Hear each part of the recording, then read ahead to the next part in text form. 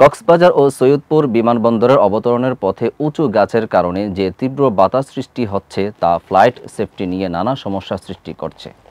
এই সমস্যাগুলো নিয়ে আলোচনা করা হয়েছে সম্প্রতি অনুষ্ঠিত একটি কর্মশালায়, যেখানে এভিয়েশন সেফটির বিভিন্ন দিক নিয়ে আলোচনা করা হয়েছে।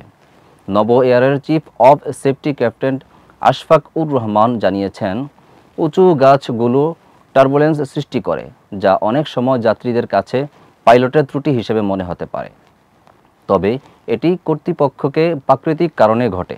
ডেস্ক নিউজে বিস্তারিত জানাচ্ছেন লাবনী আক্তার। নব এয়ারের chief of safety captain Ashfakur Rahman বলেন, ফ্লাইট সেফটির জন্য রানওয়ের পৃষ্ঠ সমতল রাখা ও উন্নত নেভিগেশন সিস্টেমের গুরুত্ব অপরিসীম। এছাড়া বিমানবন্দরের আশেপাশে বার্ড হিট প্রতিরোধে বিভিন্ন উদ্যোগ নেওয়ার কথা জানিয়েছেন নব এয়ারের ব্যবস্থাপনা পরিচালক মফিজুর রহমান। তিনি বলেন, কিন্তু কসাইখানা ও মাছ চাষ বন্ধ করা প্রয়োজন। লেজার লাইট মারার ঘটনাগুলো উদ্বেগজনক, যা দেশে ফ্লাইট সেফটিতে চ্যালেঞ্জ সৃষ্টি করছে। বিশেষজ্ঞরা মনে করছেন, সংশ্লিষ্ট কর্তৃপক্ষ প্রয়োজনীয় পদক্ষেপ নিলে এই চ্যালেঞ্জ ওভারকাম করা সম্ভব হবে। কর্মশালায় অংশগ্রহণকারীদের সনদপত্র বিতরণ ও সাংবাদিক সংগঠনের নেতাদের ফুল দিয়ে সংবর্ধনা দেওয়া হয়।